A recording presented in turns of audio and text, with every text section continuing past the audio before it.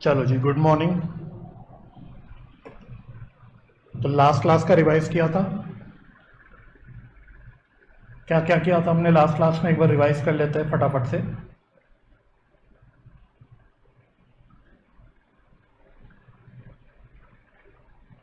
तो हमने जो चैप्टर की शुरुआत करी थी उसका क्या नाम था? Introduction to financial accounting. ठीक है, इसमें हमने क्या क्या पढ़ा था? सबसे पहले तो हमने एक बड़ी खतरनाक सी डेफिनेशन पढ़ी थी। क्या बोला था हमने? Accounting is an art of recording, classifying, summarising in a significant manner and in terms of money transaction and events which are at least of a financial character and interpreting the result thereof. लेकिन इस definition को हमने तोड़ लिया था, अच्छे से समझ लिया था। तो पहले ये डेफिनेशन अब क्लियर है ना माइंड में? ठीक है, अच्छी बात है कि अभी एमसीक्यू पेपर है तो आपको रटना तो नहीं है exactly, but you should be able to understand कि हमने क्या लिखा हुआ है।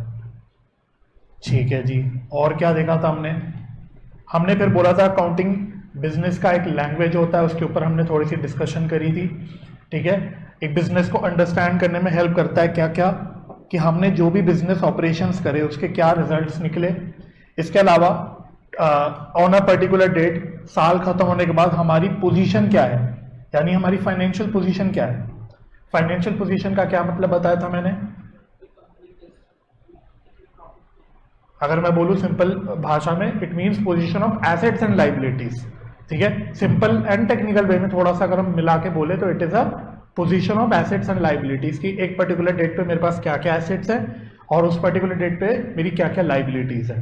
ठीक है, फिर हमने थोड़ा सा ट्रांजैक्शन एंड इवेंट देखा था। क्या होता है कि ट्रांजैक्शन क्या है? कोई भी बिजनेस एक्टिविटी की परफॉर्मेंस, जो भी हम बिजनेस एक्टिविटी करते हैं वो सब ट्रांजैक्शन है।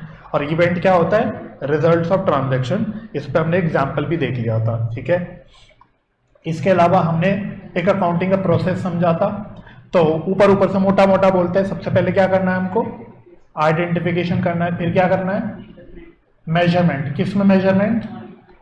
इन टर्म्स ऑफ, हाँ। फिर रिकॉर्डिंग ऑफ ट्रांजैक्शन, जिसमें मैंने बोला था जर्नल एंड सब्सिडरी बुक्स में हम रिकॉर्ड करते हैं ट्रांजैक्शन पहली बार। फिर हम क्लासीफाई करते हैं एंड समराइज करते हैं। क्लासीफाई किस में करते हैं? लेजर्स में करते हैं। समराइज किस में करते हैं? ट्रायल बैलेंस में करते हैं। फिर ऑपरेशंस का रिजल्ट निकालना, वही हमारा घिसा पिटा बार बार हर जगह आ जाती है वो लाइन, कि हमारी प्रॉफिट कितना हुआ, लॉस कितना हुआ, हमारी फाइनेंशियल पोजीशन क्या क्या है, ये सारी चीजें हम डिटरमाइन करते हैं।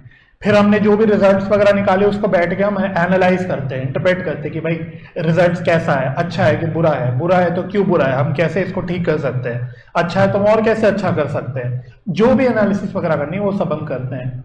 और लास्टली क्या है? जो भी रेलिवेंट यूजर्स हैं उनको कम्युनिकेट करना, जो रिजल्ट्स हमने निकाले, जो भी एनालिसिस हमने करी उसको कम्युनिकेट करना। ये हमारा मोटा मोटा प्रोसेस है अकाउंटिंग का। अच्छा, इसी से हमने 3-4 कुछ ऑब्जेक्टिव्स देख लिए थे अकाउंटिंग के। क्या होते हैं कि यूजर्स को रिलायबल और सही इंफॉर्मेशन देना ताकि वो डिसीजन मेकिंग कर पाए, सिस्टमैटिक रिकॉर्डिंग ऑफ ट्रांजैक्शंस करना। ठीक है, और फिर वही जैसे कि मैंने बोला घिसा पिटा हर जगह आ जाता है, रिजल्ट्स निकालना, फाइनेंशियल पोजीशन निकालना, ये सारे आपके ऑब्जेक्टिव्स के अंदर आ गए। फिर एक काफी हमने इंटरेस्टिंग डिस्कशन की थी यूजर्स ऑफ अकाउंटिंग की, जिसमें हमने 2 तरह के यूजर्स बोले थे। एक होते हैं इंटरनल यूजर्स, एक होते हैं एक्सटर्नल यूजर्स। इंटरनल यूजर्स में बेसिकली ओनर्स एंड मैनेजमेंट आ जाते हैं और बाकी सारे आप कह सकते हो कि एक्सटर्नल यूजर्स बन जाते हैं। तो हमने कुछ कुछ यूजर्स की बात करी थी, जैसे इन्वेस्टर्स को क्यों फाइनेंशियल इंफॉर्मेशन या अकाउंटिंग से क्या इंफॉर्मेशन वो निकालते हैं, उनके लिए क्यों जरूरी है ना। उनको इन्वेस्टमेंट डिसीजंस वगैरह करनी है, बिजनेस की एबिलिटी देखनी कि भाई बिजनेस फ्यूचर में ग्रो होगा कि नहीं होगा, वगैरह वगैरह। इसी प्रकार से एम्प्लॉइज की हमने बात करी थी, एम्प्लॉइज और वर्कर्स दोनों इसमें आ जाएंगे। ठीक है, अब इसमें साथ में वर्कर्स भी बोल सकते हो। उनको देखना कि भाई जो सैलरी वेजेस वगैरह उनको मिल रही है, जो रिटायरमेंट बेनिफिट्स मिल रहे हैं वो फेयर है कि नहीं है ना। जो भी उनको बोनस मिलना चाहिए, क्या वो बोनस उनको मिल रहा है कि नहीं मिल रहा। और अपनी जॉब सिक्योरिटी भी देखेंगे कि भाई बिजनेस सही तो चल रहा है, अगर बिजनेस का ही दिवाला निकला हुआ है तो कल को उनकी एम्प्लॉयमेंट भी खतरे में आ सकती है। तो ये सारी चीजें उनके लिए इंपॉर्टेंट हो जाती है, किसके लिए? एम्प्लॉइज या वर्कर्स के लिए। फिर हमने लेंडर्स की बात करी थी। लेंडर्स तो मतलब वो होते जो उधार देते हैं, बेसिकली बैंक्स वगैरह, है ना, लॉन्ग टर्म आप समझ सकते हो लेंडर्स। तो बेसिकली क्या है? सॉल्वेंसी देखते हैं, बिजनेस की सॉल्वेंसी कैसी है। सॉल्वेंसी का मतलब क्या लिखा था हमने? Ability to repay the debts. ठीक है, बिजनेस की क्षमता कि वो अपनी डेट्स को रीपे कर पाए। सिमिलरली सप्लायर्स एंड क्रेडिटर्स ये स्पेसिफिकली शॉर्ट टर्म क्रेडिट देते हैं हमको, ये भी सॉल्वेंसी देखेंगे, लेकिन कौन सी सॉल्वेंसी? शॉर्ट टर्म सॉल्वेंसी, ठीक है, ताकि वो क्रेडिट पॉलिसी डिसाइड कर पाए कि भाई मेरी शॉर्ट टर्म सॉल्वेंसी अच्छी है तो मुझे 2 महीने का क्रेडिट पीरियड दे देंगे, आपकी हो सकता है शॉर्ट टर्म सॉल्वेंसी कम अच्छी है तो हो सकता है आपके लिए वो सिर्फ 1 महीने का क्रेडिट पीरियड रखे, इस प्रकार से।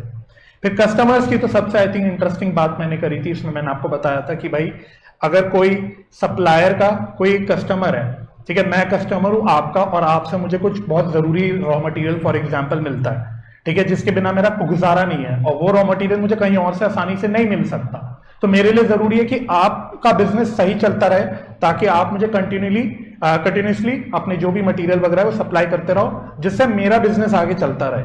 ये डिस्कस किया था। तो मैं एज अ कस्टमर इंटरेस्टेड हूं आपके फाइनेंशियल इंफॉर्मेशन में कि भाई आपकी फाइनेंशियल परफॉर्मेंस कैसी चल रही है, राइट? ठीक है, याद है वाला पॉइंट ना? ठीक है, इसके अलावा गवर्नमेंट एंड एजेंसीज, भाई ये तो फिस्कल पॉलिसीज बनाते हैं, टैक्सेस वगैरह कलेक्ट करते हैं, इनके लिए सारी चीजें देखना है ना, जीडीपी वगैरह इनको देखना होता है, तो ये सब सारी इंफॉर्मेशन निकालते हैं फाइनेंशियल इंफॉर्मेशन से। इसके अलावा और क्या था? इसके अलावा लास्ट था आपका, मतलब सेकंड लास्ट था पब्लिक, तो वही बिजनेस कहीं ना कहीं पब्लिक को, सोसाइटी को भी कंट्रीब्यूट करता है, एम्प्लॉयमेंट अपॉर्चुनिटीज जनरेट करता है, तो इस प्रकार से उनके लिए भी रेलिवेंट है। मैनेजमेंट मैंने आपको बोला था जब भी मैनेजमेंट कोई आपसे बोले, मैनेजमेंट के साथ डिसीजन मेकिंग साथ चलेगा। जब भी कहीं भी आपको मैनेजमेंट दिखे साथ में आपको डिसीजन मेकिंग समझना है, तो उनके लिए तो डिसीजन मेकिंग करने के लिए फाइनेंशियल इंफॉर्मेशन बहुत जरूरी हो जाती है, ठीक है। फिर लास्ट हमने बुक कीपिंग एंड अकाउंटेंसी समझा था, ये दोनों चीजें क्या होती है। तो बुक कीपिंग बहुत एक छोटा सा काम होता है, ट्रांजैक्शन को रिकॉर्ड करना और क्लासीफाई करना, इसको सिंपली हम लोग बुक कीपिंग बोल देते हैं, ठीक है। इनका मेन ऑब्जेक्टिव क्या है, मैंने बोला था ये इंपॉर्टेंट है, to maintain systematic record of books of accounts. Transactions जो भी हो रही है उसका एक सिस्टमैटिक रिकॉर्ड मेंटेन रखना किसका काम है?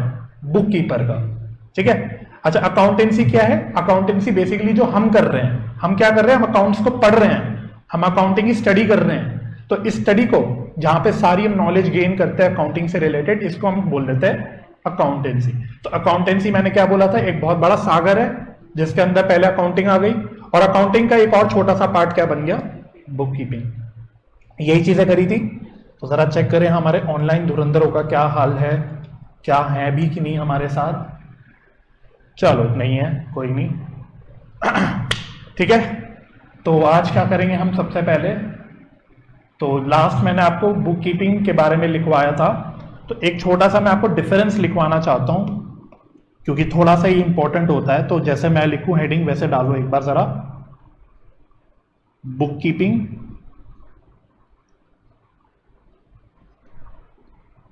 Versus accounting. बुक कीपिंग और अकाउंटिंग के बीच में क्या क्या डिफरेंस होता है ये लिख लेता है ताकि हमारा कॉन्सेप्ट अच्छे से बिल्ड हो जाएगा। तो लिखो इसमें सबसे पहले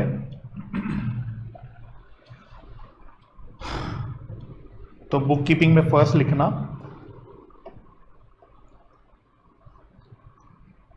कंसर्न्ड विद रिकॉर्डिंग एंड बताओ क्या? Classifying transaction.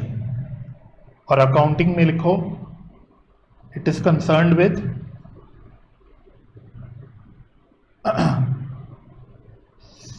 Summarising the recorded transaction. ये मेन काम है अकाउंटिंग का। हालांकि अकाउंटिंग में सारे स्टेप्स आ जाते हैं वो मैं मानता हूं, लेकिन मेन जो काम है अकाउंटिंग का अगर बोलेगा कोई तो ये है, ठीक है, क्योंकि इस रिकॉर्डिंग और क्लासिफाइंग तो बुक कीपर करता है। इसके अलावा ये एक बेस बना देता है फॉर अकाउंटिंग, अकाउंटिंग के लिए एक बेस खड़ा कर देता है ना। और अकाउंटिंग में लिख सकते हो it is the language of business. तो ये बात तो मैं आपको अच्छे से लास्ट क्लास में बता ही चुका था कि अकाउंटिंग बिजनेस की लैंग्वेज होती है। थर्ड, क्योंकि हम लोग बुक कीपिंग में बिल्कुल इनिशियल काम करते हैं रिकॉर्डिंग एंड क्लासिफाइंग करने का, तो इसलिए बुक कीपिंग को आप प्राइमरी स्टेज बोल सकते हो कि ये एक प्राइमरी स्टेज है। और अकाउंटिंग क्या है बेसिकली, ये एक सेकेंडरी स्टेज होता है। इसमें एक बड़ी पॉपुलर लाइन चलती है क्या, accounting starts where bookkeeping ends. जहां पे बुक कीपिंग खत्म होती है वहां पे अकाउंटिंग का रोल मेन जो वाला है वो शुरू हो जाता है। ठीक है, और क्या है, fourth, this job is routine in nature. तो ये रोजमर्रे का काम है, बुक कीपिंग एक रोजमर्रे का काम है। जबकि इसमें आप लिख सकते हो कि accounting is analytical and dynamic in nature. ठीक है, इसका मतलब ये होता है बुक कीपिंग में क्या, वही काम बार बार करना है, वही ट्रांजैक्शन की जनरल एंट्री पास करनी है, फिर उसको लेजर में डालना है। प्रैक्टिकली तो दोनों साथ हो जाती है चीजें, है ना। तो ये रोजमर्रे का काम है, आधे दिमाग छोड़ के गाने कान में गाने लगा के ये काम करा जा सकता है। जबकि अकाउंटिंग जहां पे आ जाता है वहां पे एनालिसिस करना है। आप सोचो ना, आपको सारी चीजों का एनालिसिस करना है, आपको प्रॉफिट्स निकालने हैं, आपको फाइनेंशियल पोजीशन निकालनी है। तो इसलिए हम बोलते हैं अकाउंटिंग एक एनालिटिकल काम है और ये एक डायनामिक नेचर का है। मतलब ऐसा नहीं कि आप कान में गाने लगा के वही काम वापस करते रहोगे, आपको पूरे अलर्टली काम करना पड़ेगा, हर सिचुएशन में आपको दिमाग लगाना पड़ेगा। ठीक है, चीजें चेंज होगी। डायनामिक का मतलब होता है चेंज होना, जहां पे चेंजेस होते रहते हैं उसको हम डायनामिक बोलते हैं, है ना। तो इसमें चेंजेस होते रहते हैं, अलग अलग सिचुएशन में अलग अलग आपको काम करना पड़ेगा, रिपीटेडली सेम काम नहीं होगा। ठीक है, ओके। फिफ्थ, ऑब्जेक्टिव क्या है बताओ, अगर मैं आपको बुक कीपिंग का ऑब्जेक्टिव बोलूं, ये तो हम ऑलरेडी डिस्कस कर चुके हैं। टू मेंटेन, बताओ आगे आप बताओ, क्या बोला था हमने, टू मेंटेन, हाँ बुक कीपिंग, टू मेंटेन क्या, systematic record of transactions, systematic books of accounts, और ऑफ कोर्स आगे इवेंट्स भी लिख सकते हैं हम लोग। तो अब मुझे बता अकाउंटिंग का मेन ऑब्जेक्टिव क्या होगा, जो चीज मैं कह रहा था बार बार रिपीट होती रहती है, प्रॉफिटेबिलिटी रिजल्ट्स निकालना और फाइनेंशियल पोजीशन डिटरमाइन करना। तो लिखो, to ascertain net results, net results बोले तो वही प्रॉफिटेबिलिटी एंड फाइनेंशियल पोजीशन,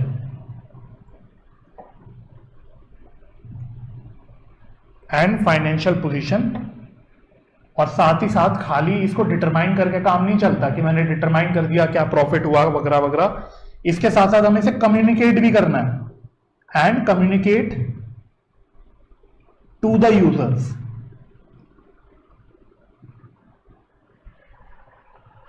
ठीक है जी, और बताओ, बहुत सारे डिफरेंसेस बन सकते हैं यहां पे। It is mechanical in nature and does not require special skills। Book keeping में कोई स्पेशल स्किल्स नहीं चाहिए भाई। आप किसी को सिखा दो, किसी 10वीं पास बच्चे को सिखा दो कि भाई ऐसे ऐसे अकाउंटिंग रिकॉर्डिंग करनी है, ऐसे ऐसे आपको लेजर्स बनाने वगैरह वगैरह, तो वो करता रहेगा। उसके लिए आपको कोई स्पेशल डिग्री नहीं चाहिए, कुछ नहीं चाहिए।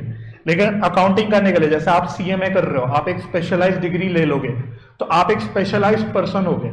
तो आप जैसे लोग कर सकते हो अकाउंटिंग, हर कोई नहीं कर सकता। ठीक है, आप और हम जैसे लोग कर सकते हैं अकाउंटिंग। तो इसमें क्या लिखेंगे, रिक्वायर्स स्पेशल स्किल्स। इसमें आपको स्पेशल स्किल्स चाहिए, और खाली स्किल्स नहीं, ability to analyse and interpret, क्योंकि एक बहुत जरूरी काम होता है अकाउंटिंग में, एनालाइज करना और इंटरप्रेट करना। इसलिए इसके लिए आपको स्पेशल स्किल्स चाहिए, स्पेशल नॉलेज वगैरह चाहिए अकाउंटिंग करने के लिए।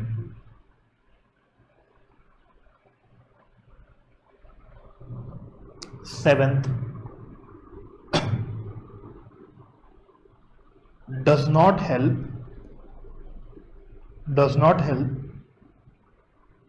in managerial decisions. Bookkeeping does not help in managerial decisions.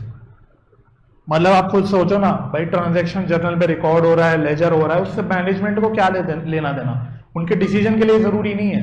उनके डिसीजन के लिए क्या जरूरी है कि भाई रिजल्ट्स कैसे हैं, हमारी फाइनेंशियल पोजीशन क्या है, हमने अगर अपने लास्ट ईयर से परफॉर्मेंस कंपेयर करी तो क्या निकला रिजल्ट। ये सारी चीजें मैनेजमेंट के लिए जरूरी है। और ये सारी चीजें कहां पे मिलती है मैनेजमेंट को? अकाउंटिंग में मिलती है, बुक कीपिंग में नहीं मिलेगी उसको। ठीक है, तो आप अकाउंटिंग में लिख सकते हो it helps in managerial decisions.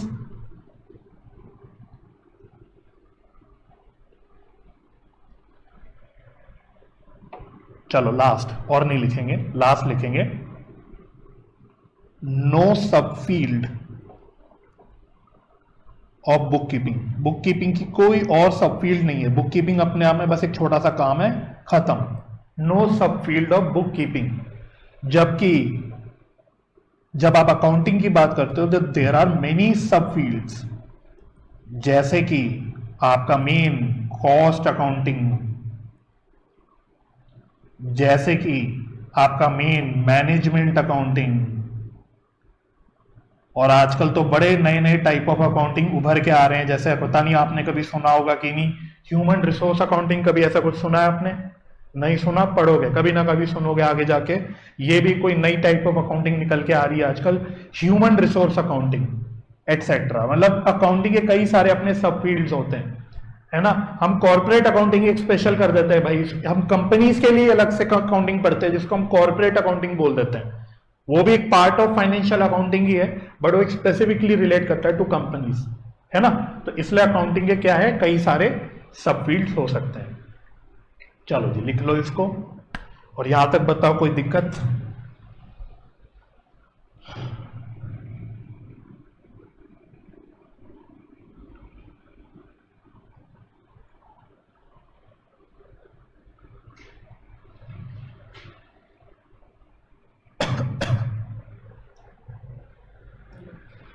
कोई प्रॉब्लम यहां तक? All clear?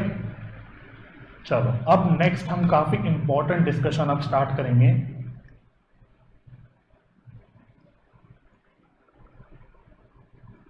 तो नेक्स्ट हेडिंग डालना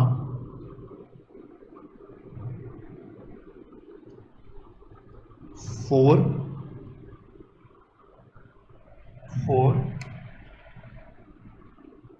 फ्रेमवर्क्स ऑफ अकाउंटिंग। ये बहुत ही मेन डिस्कशन है आपकी, जहां से आप 100% एक्सपेक्ट कर सकते हो कि क्वेश्चंस बनेंगे। बल्कि अगर आप कभी किताब में बाद में देखोगे तो जो चैप्टर मैं आपको करा रहा हूं, इस चैप्टर का नाम ही है फ्रेमवर्क ऑफ अकाउंटिंग। तो ये मेन डिस्कशन है हमारे चैप्टर का। अभी तक तो हम बड़ी ऐसी बेसिक बातें पढ़ रहे थे, ठीक है। तो पहले मैं जैसे लिखूं, लिखना उसको समझ आ जाएगा, वेरी सिंपल है।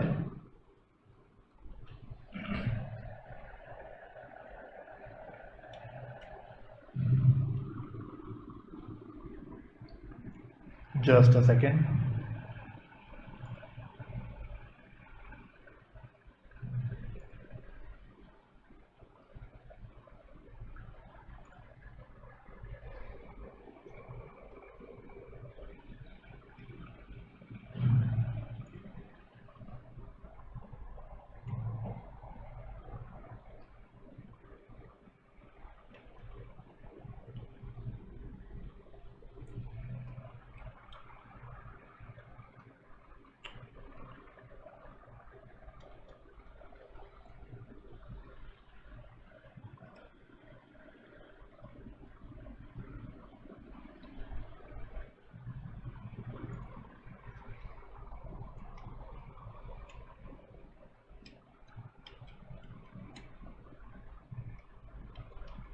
चलो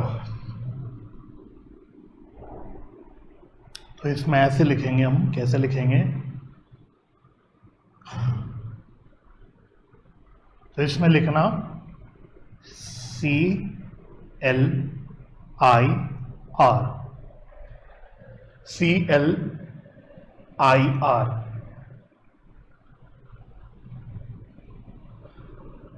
बोलो मेरे साथ साथ, क्या है? CLIR। क्या मतलब है CLIR का? C से है कॉन्सेप्चुअल फ्रेमवर्क। कॉन्सेप्चुअल फ्रेमवर्क, तो C से क्या है? Conceptual framework. L से क्या है? Legal framework. Legal framework. I से क्या है? Institutional framework. Institutional framework. और R से कोई गेस कर सकते हो? R से क्या होगा? ऐसी तुक्का?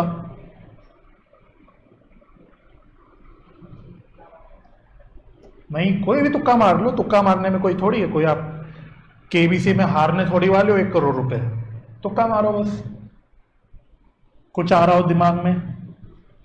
नहीं, R से हो गया रेगुलेटरी फ्रेमवर्क। तो ये 4 आपके मेन फ्रेमवर्क्स है। कोई भी पूछे भाई अकाउंटिंग के क्या फ्रेमवर्क्स हैं, आप क्या बोलोगे? CLIR। C से कॉन्सेप्चुअल फ्रेमवर्क, L से लीगल फ्रेमवर्क, I से राइट, और R से रेगुलेटरी फ्रेमवर्क। अच्छा सर ये बताओ, ये फ्रेमवर्क बोले जा रहे हो, इसका क्या मतलब है? What do you mean by framework? मतलब यहां पे अगर मैं अकाउंटिंग के पॉइंट ऑफ व्यू से बोल रहा हूं तो यहां पे फ्रेमवर्क का क्या मतलब है, ये तो बताओ पहले, तभी तो हम ये फ्रेमवर्क समझ पाएंगे कि हम पढ़ क्या रहे हैं।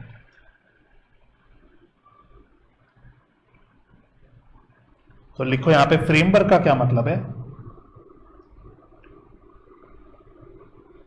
Common set of rules and guidelines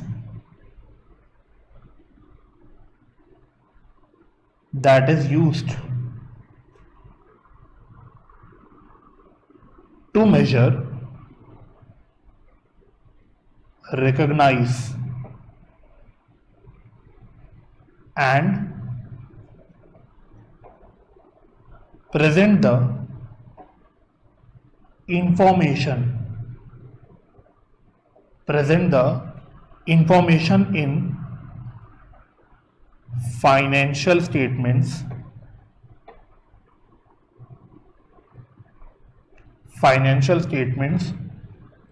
of an entity। तो फ्रेमवर्क का मतलब हो गया common set of rules and guidelines that is used to measure, recognise and present the information in what? financial statements of an entity।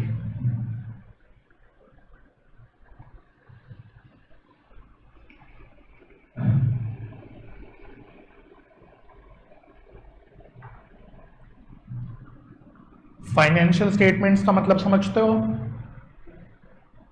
Financial statements को हम और simple भाषा में क्या बोल देते हैं? Final accounts. ये तो सुना होगा आपने, फाइनल अकाउंट्स 11th में भी पढ़ते थे, 12th में भी पढ़ते थे, है ना? तो बेसिकली फाइनल अकाउंट्स या फाइनेंशियल स्टेटमेंट्स क्या होते हैं? ये एंड रिजल्ट्स ऑफ अकाउंटिंग होते हैं, एंड रिजल्ट्स ऑफ अकाउंटिंग। तो बताओ फाइनेंशियल स्टेटमेंट्स में क्या क्या चीजें आती है, कुछ आइडिया है? जैसे क्या क्या चीजें आती हैं इसमें? हाँ, तो जैसे ट्रेडिंग अकाउंट, P&L अकाउंट हो गया, इसके अलावा बैलेंस शीट हो गई, है ना? For that matter notes to accounts, ये सुना है कभी आपने? नोट्स टू अकाउंट्स सुना है कभी? नोट्स टू अकाउंट्स ऐसा टर्म पढ़ते थे हम 12th में, नोट्स टू अकाउंट्स। जिसमें अगर जैसे बैलेंस शीट में मैंने ट्रेड पेबल्स के आगे कुछ लिख दिया, तो ट्रेड पेबल्स के अंदर क्या क्या आ रहा है? क्रेडिटर्स कितने के हैं और मेरे बिल्स पेबल कितने के हैं। या मैंने और सिंपल बोलता हूं, कैश एंड कैश इक्विवेलेंट में लिखा कि मेरे पास 1 करोड़ रुपए है, तो नोट्स टू अकाउंट्स में दिखाता हूं मैं कि उसमें क्या क्या है, कैश इन हैंड कितना है, बैंक में कितना पैसा पड़ा हुआ है। अगर मैंने फिक्स्ड एसेट में कुछ दिखाया इतने रुपए, तो फिक्स्ड एसेट में बहुत सारी चीजें आ गई, प्लांट एंड मशीनरी में कितना रुपए का है, या बिल्डिंग कितने रुपए की है, एंड सो ऑन। तो नोट्स अकाउंट्स क्या है, बेसिकली डिटेल्स देता है, जो भी आपने मेन बैलेंस शीट या पीएनएल में चीजें दिखा रखी है उसकी डिटेल्स देता है। मैंने अदर इनकम में, इनडायरेक्ट इनकम में बोला 100 करोड़ रुपए, तो 100 करोड़ रुपए में क्या क्या चीजें आ रही हैं, उसमें कुछ इंटरेस्ट इनकम कमाया होगा, कुछ डिविडेंड इनकम कमाया होगा, कुछ रेंटल इनकम कमाया होगा, कुछ डिस्काउंट रिसीव हुआ होगा, एंड सो ऑन। तो नोट्स टू अकाउंट्स भी एक बहुत important part of financial statements ही होता है, वो कोई रफ वर्क नहीं है, वो भी एक फाइनेंशियल स्टेटमेंट्स का पार्ट है। और कंपनीज एक और चीज बनाती है फाइनेंशियल स्टेटमेंट्स में, क्या बनाती है, ये तो सुना होगा, कैश फ्लो स्टेटमेंट, है ना, 12वीं में आपका फेवरेट चैप्टर हुआ करता था कैश फ्लो स्टेटमेंट। तो ये होती है फाइनेंशियल स्टेटमेंट्स, ठीक है। तो financial statements basically and result होता है अकाउंटिंग का, इसको आप साधारण भाषा में फाइनल अकाउंट्स बोल सकते हो, जिसमें बेसिकली हमें रिजल्ट्स पता लगते हैं कि भाई क्या प्रॉफिट लॉस हुआ, मेरी फाइनेंशियल पोजीशन क्या है, वगैरह वगैरह, ठीक है। क्योंकि अब फाइनेंशियल स्टेटमेंट्स टर्म्स कई बार हमारी आगे डिस्कशन में आता रहता है, तो जरूरी हो जाता है कि हमारा माइंड क्लियर रहे कि भाई फाइनेंशियल स्टेटमेंट्स होती क्या है, ठीक है। अब वापस से एक बार फ्रेमवर्क का मतलब समझना, common set of rules and guidelines. तो फ्रेमवर्क मतलब कुछ रूल्स और गाइडलाइंस होते हैं जो हमें मदद करते हैं समझने में कि हम अपनी फाइनेंशियल स्टेटमेंट्स में ट्रांजैक्शंस कैसे दिखाएं, कैसे अपनी अकाउंटिंग में रिकॉर्ड करें ट्रांजैक्शंस को, कैसे हम चीजों को मेजर करें, है ना। अगर मैंने प्लांट एंड मशीनरी खरीदी तो उसको मैं मेजर कैसे करूं, है ना। तो ये सारी चीजें आपकी जो common set of rules and guidelines है, ये है कीवर्ड्स, इसको हाईलाइट कर लो, ये common set of rules and guidelines है जो हमें अकाउंटिंग करने में हेल्प करता है। सिंपल भाषा में ऐसे बोल देता हूं, जो हमें अकाउंटिंग करने में हेल्प करता है, जो हमें फाइनेंशियल स्टेटमेंट्स बनाने में हेल्प करता है। समझ गए फ्रेमवर्क का मतलब? चलो, हो गई नोटिंग।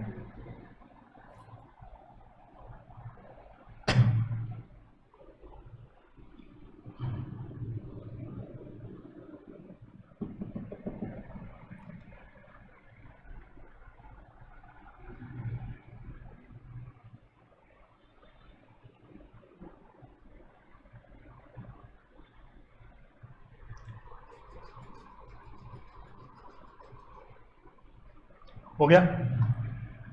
चलो, तो अब एक एक करके चारों फ्रेमवर्क समझते हैं। वंस हमें फ्रेमवर्क का मतलब समझ आ गया कि फ्रेमवर्क क्या होता है, तो अब हम समझते हैं कि भाई ये चारों फ्रेमवर्क है क्या।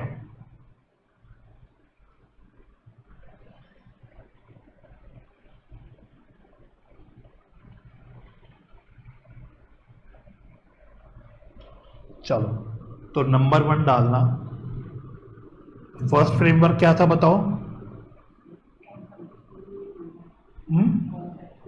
Right, conceptual framework.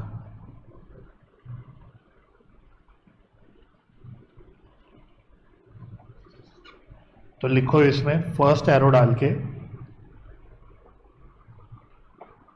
Body of interrelated objectives and fundamentals, body of interrelated objectives and fundamentals। क्या मतलब है सर ऑब्जेक्टिव एंड फंडामेंटल्स का? तो पहले ये लिख लेते हैं भाई, ऑब्जेक्टिव का क्या मतलब है यहां पे, what do I mean by objectives? Goals and purpose of financial statements, short में एफएस लिख सकता हूं क्या अब मैं? Financial statements, goals and purpose of financial statements, कि फाइनेंशियल स्टेटमेंट को बनाने का, दिखाने का पर्पस क्या है, क्यों बना रहा हूं मैं, तो इसको मैंने बोल दिया ऑब्जेक्टिव्स। अच्छा, तो सर फंडामेंटल्स का क्या मतलब है?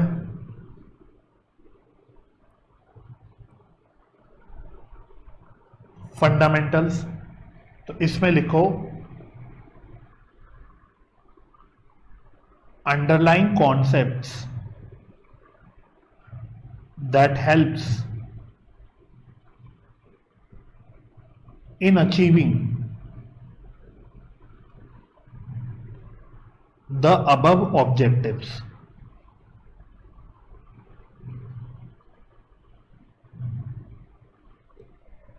Underline concepts that helps in achieving the above objectives। तो ऑब्जेक्टिव्स पहले मैंने बोला फाइनेंशियल स्टेटमेंट्स बनाने के क्या ऑब्जेक्टिव्स हैं, क्या गोल्स है, क्यों बना रहा हूं मैं। तो पहले तो मैंने ऑब्जेक्टिव सोच लिए, फिर मैंने कुछ कॉन्सेप्ट्स बनाए कि मैं कैसे फाइनेंशियल स्टेटमेंट्स बनाऊंगा, क्या रूल्स फॉलो करूंगा जिससे कि मेरे ये वाले ऑब्जेक्टिव्स फुलफिल हो जाए, अचीव हो जाए। उनको मैंने फंडामेंटल्स बोल दिया और दोनों मिला के क्या बन गए, कॉन्सेप्चुअल फ्रेमवर्क। दोनों मिला के क्या बन गए, कॉन्सेप्चुअल फ्रेमवर्क। तो conceptual framework is equal to objectives plus fundamentals. ठीक है, ऐसे बोल सकते हो। अच्छा, इसमें लिखो, ऐसे नीचे करके लिखना, these concepts provides guidance on how transactions and events should be measured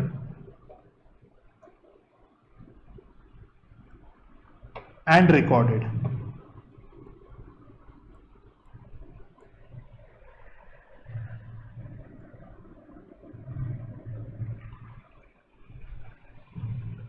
These concepts provides guidance on how transactions and events should be measured and recorded।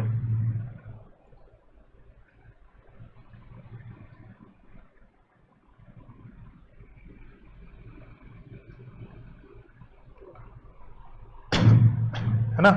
तो वही बात है, मतलब मैंने वही बोला कि पहले मैंने ऑब्जेक्टिव सोचे कि फाइनेंशियल स्टेटमेंट्स वगैरह के क्या ऑब्जेक्टिव है, मैं क्यों बना रहा हूं। फिर मैंने कुछ कॉन्सेप्ट्स बिल्ड करे। कॉन्सेप्ट्स का मतलब समझते हो ना, कॉन्सेप्ट्स, है ना। कॉन्सेप्ट्स मतलब कोई भी नॉलेज समझ लो जो हम अप्लाई करते हैं अपने, जैसे हम पढ़ाई भी करते हैं, अकाउंट्स ही बोल लो, हम अकाउंट्स भी पढ़ते हैं तो इसमें भी कुछ कॉन्सेप्ट्स बिल्ड करते हैं, फिर इसको अपने सवालों में अप्लाई करते हैं। तो यहाँ पे भी हमने कुछ कॉन्सेप्ट्स बिल्ड करे जिससे कि मेरे ये वाले ऑब्जेक्टिव्स पूरे हो जाए। ठीक है, तो इन कॉन्सेप्ट्स ने क्या क्या, बेसिकली इन्होंने मुझे कुछ गाइडेंस दी कि मैं अपने ट्रांजैक्शंस को कैसे मेजर करूं, कैसे इनको रिकॉर्ड करूं, वगैरह वगैरह। ठीक है, तो फॉर एग्जांपल हमने जैसे नहीं बना रखे रूल्स कि एसेट को डेबिट करना है, लाइबिलिटीज को क्रेडिट करना है, वगैरह वगैरह। ठीक है, ये इस प्रकार से हमने कॉन्सेप्ट्स बना लिए। ठीक है, और लिखो इसमें लास्ट पॉइंट लिखना, conceptual framework also helps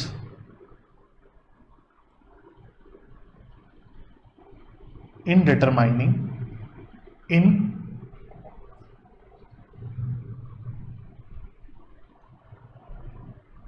development of institutional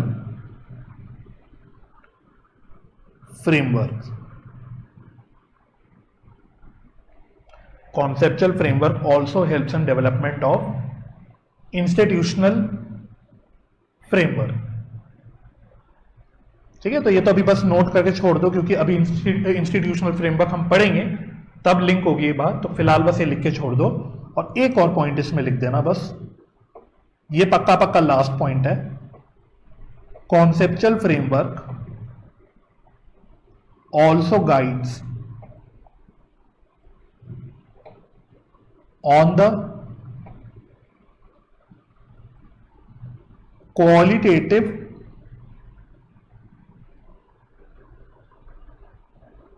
characteristics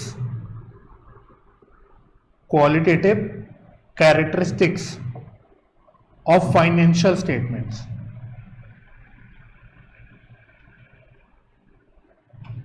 qualitative characteristics of financial statements. तो क्वालिटेटिव कैरेक्टरिस्टिक्स क्या क्या होती हैं फाइनेंशियल स्टेटमेंट्स की, आपको ये भी पता होनी चाहिए। तो लिखो, पहला रेलिवेंट, दूसरा रिलायबल, तीसरा अंडरस्टैंडेबल, चौथा कंपेरेबल।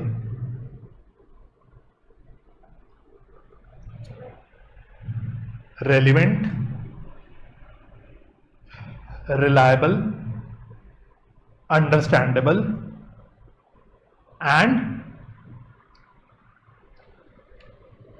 कंपेरेबल।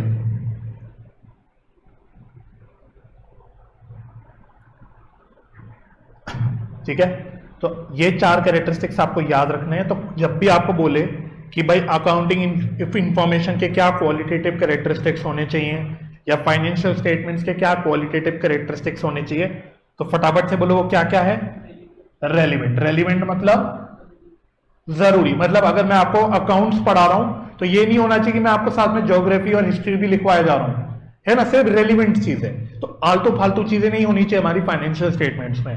दूसरा रिलायबल, रिलायबल का क्या मतलब होता है, भरोसेमंद, कि अगर मेरे को कोई इंफॉर्मेशन मिल रही है तो वो सही है। अगर मैं आपको यहाँ पे कुछ पढ़ा रहा हूँ, कुछ लिखवा रहा हूँ, कुछ बता रहा हूँ, तो आपको रिलायबल होना चाहिए भाई, आपको भरोसा होना चाहिए कि मैं आपको कुछ गलत नहीं लिखवा रहा, आपको सही चीज ही लिखवा रहा हूं। तीसरा क्या है, अंडरस्टैंडेबल। ये तो अंडरस्टूड है, मतलब क्या है कि जो भी अकाउंटिंग इंफॉर्मेशन है फाइनेंशियल स्टेटमेंट में जो भी लिखा है वो रीडर को, यूजर को समझ आना चाहिए। जैसे कि अगर मैं आपको नोट्स लिखवा रहा हूं तो ये नोट्स आपको समझ आने चाहिए कि क्या लिखवाएं आपको। और लास्ट क्या है, कंपेरेबल। कंपेरेबल मतलब कि अगर मेरे पास फाइनेंशियल इंफॉर्मेशन है, स्टेटमेंट्स है, तो मैं उसको कंपेयर कर सकता हूं। ये ना हो कि मेरे पास बस एक फाइनेंशियल स्टेटमेंट पड़ी है, बस कागज का टुकड़ा पड़ा है, भाई उसको मुझे कंपेयर भी करना है। कंपेयर किससे करना है, हो सकता है किसी और साल की फाइनेंशियल स्टेटमेंट से कंपेयर करना हो सकता है सेम इंडस्ट्री में कोई दूसरी कंपनी है उसके फाइनेंशियल स्टेटमेंट से कंपेयर करना हो।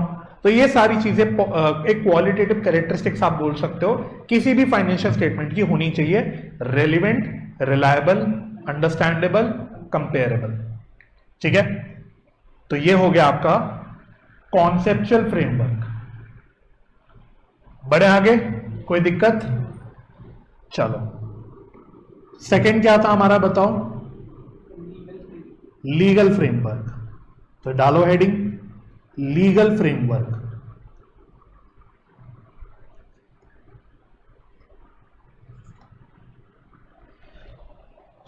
तो लिखो इसमें, it contains various laws and statutes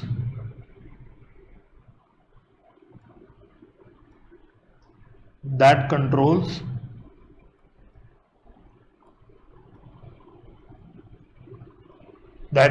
business or under which they are formed or under which they are formed।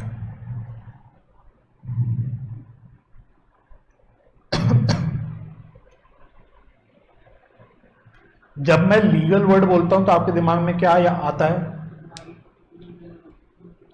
Law, कानून, यही मतलब होता है लीगल का, कानून।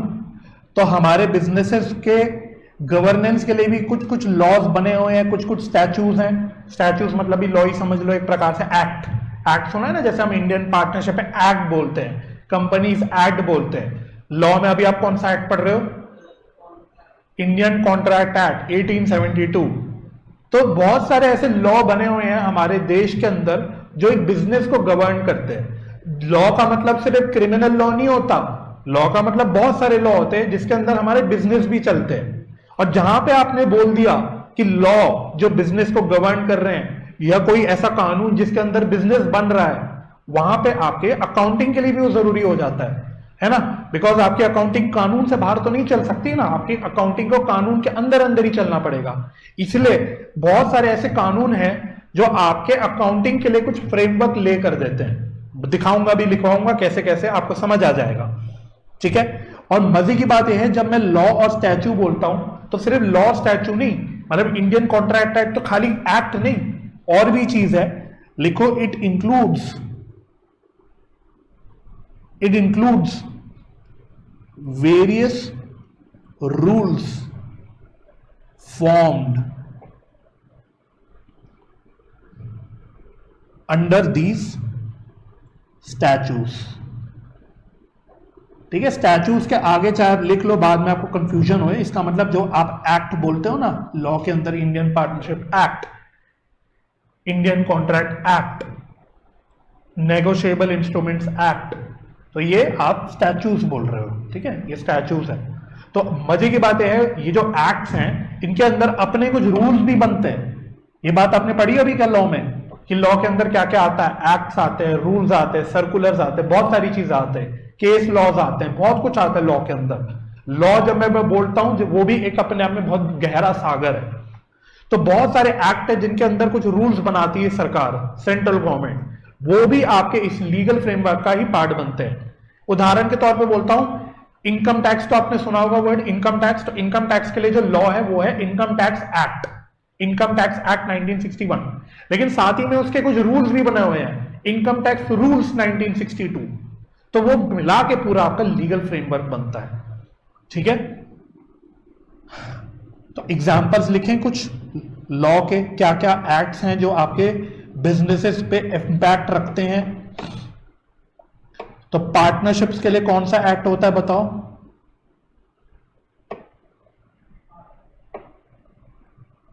Indian partnership act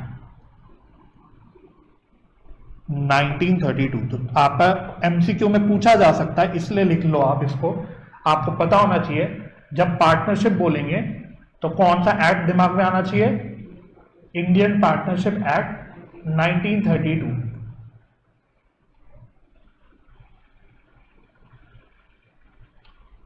similarly companies,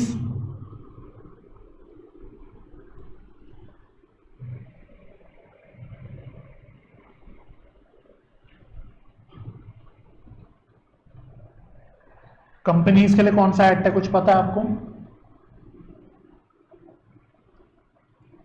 लिखो कंपनीज एक्ट 2013, कंपनीज एक्ट 2013। अब ये आपको पता होना चाहिए, ठीक है।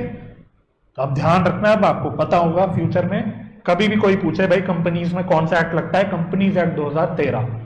एलएलपीज के लिए कौन सा एक्ट लगता है, ये तो चलो मैं मानता हूं कि नहीं पता होगा आपको। LLP act 2018। एलएलपी क्या होती है, सुना LLP, limited liability partnership, business studies में शायद पढ़ा होगा लिमिटेड लाइबिलिटीज पार्टनरशिप। तो इसमें जो एक्ट लगता है वो लगता है एलएलपी एक्ट, यानी लिमिटेड लाइबिलिटीज पार्टनरशिप एक्ट 2008। वैसी आपकी कुछ कोऑपरेटिव सोसाइटीज होती हैं, कोऑपरेटिव सोसाइटीज, इनके लिए भी अपना एक्ट है। तो क्या एक्ट है, कोऑपरेटिव सोसाइटीज एक्ट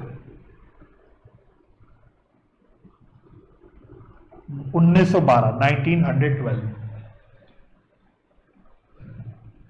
बैंक्स के लिए भी एक अपना एक्ट बना हुआ है, banking regulation act 1949, banking regulation act 1949।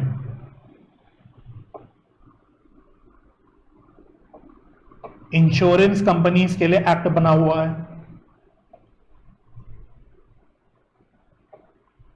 Insurance act 1938, ठीक है। मतलब ऐसे एकदम रटना भी नहीं है, आपको ये होना चाहिए कि अब इतनी बार इसको पढ़ लो कि अगर एमसीक्यू में आपको बोल दूं कि भाई insurance companies are governed by which act और 4 ऑप्शन दे दूं, तो you should be able to identify कि कौन सा सही एक्ट है। समझ गए बात को? लास्ट लिख लो इलेक्ट्रिसिटी कंपनीज, इलेक्ट्रिसिटी कंपनीज, इनके लिए कौन सा एक्ट बना हुआ है, सेंट्रल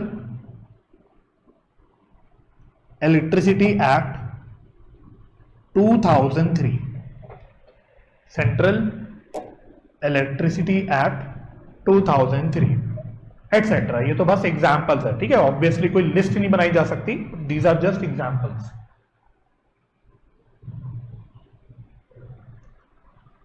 चलिए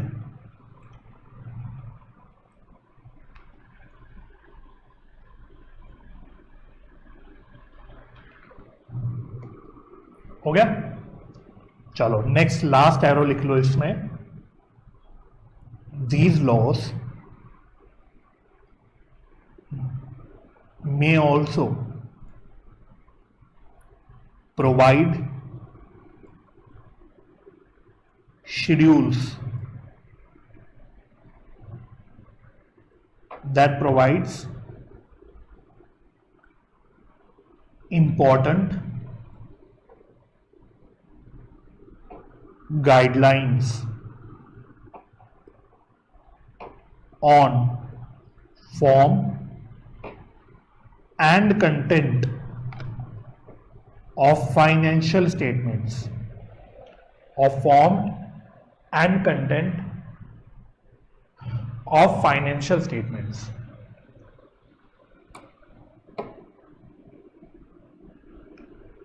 एग्जाम्पल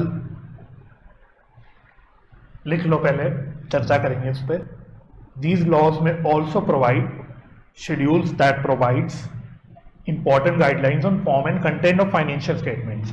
तो कई सारे ऐसे लॉ हैं जो डायरेक्टली बताते हैं कि आप अपनी फाइनेंशियल स्टेटमेंट कैसे बनाओगे, किस फॉर्मेट में बनाओगे, उसमें चीजें कैसे कैसे दिखाओगे।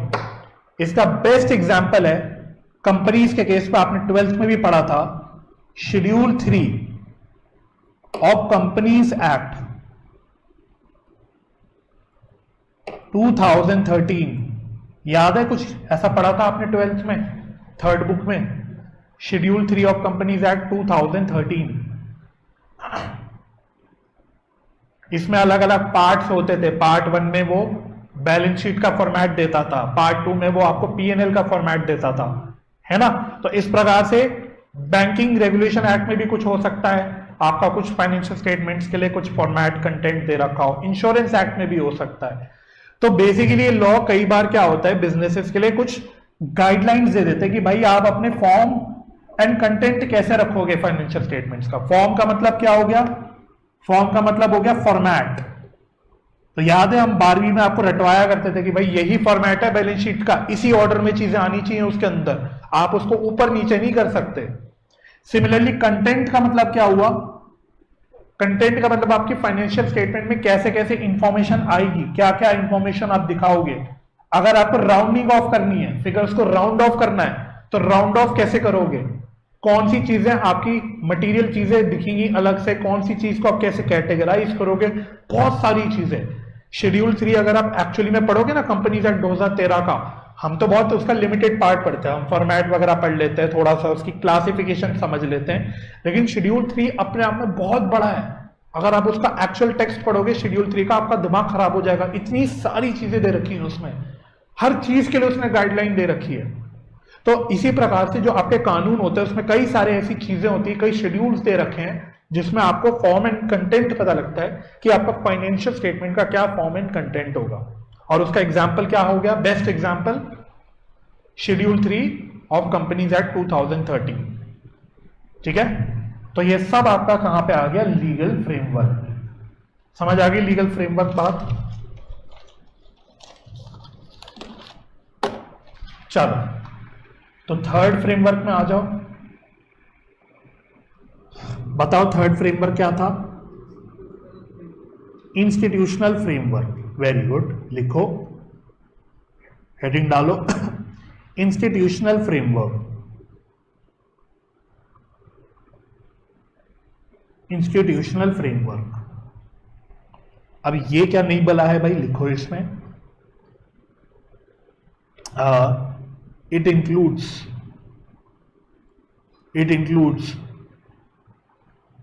guidelines issued by certain institutions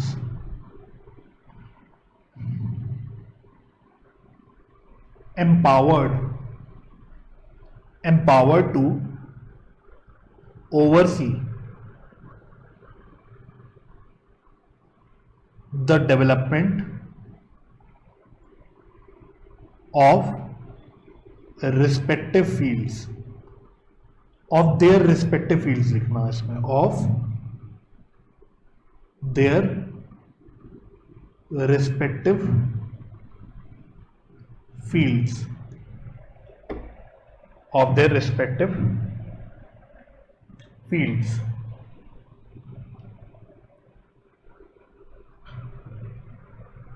ठीक है, तो एग्जाम्पल लिख लेते हैं पहले, तब ज़्यादा इसको अच्छे से डिस्कस कर पाएंगे। तो एग्जाम्पल लिखना है इसमें, एग्जाम्पल नंबर 1 लिखना, ICAI has been interested to develop accounting standards.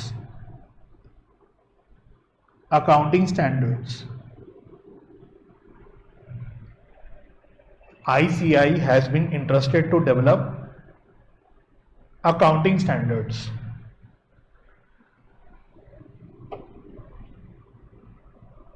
ठीक है,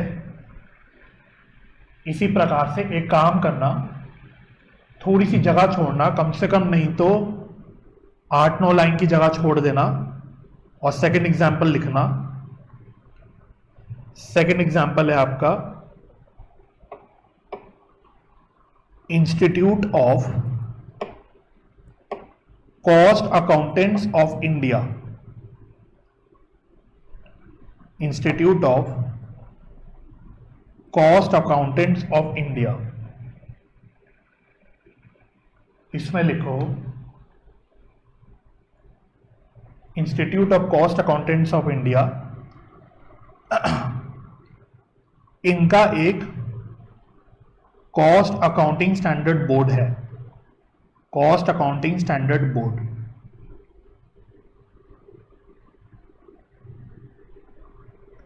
जिन्होंने कई सारे कुछ कॉस्ट अकाउंटिंग स्टैंडर्ड्स बनाए हैं। कितने बनाए हैं सर? 24 cost accounting standards.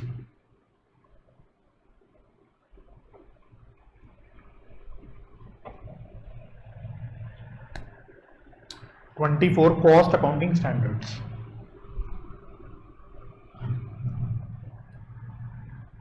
ठीक है, एटसेट्रा। ये मतलब 2 मेन एग्जांपल्स लिखवा दिए, और इसके और भी एग्जांपल्स ऑफ कोर्स हो सकते हैं। लिख लिया इतना? तो इंस्टीट्यूशनल फ्रेमवर्क नाम में क्या आ रहा है? इंस्टीट्यूशंस, है ना। तो जैसे आप जो सीए में पढ़ रहे हो, तो आपका इंस्टीट्यूट कौन सा है? Institute of cost accountants of India.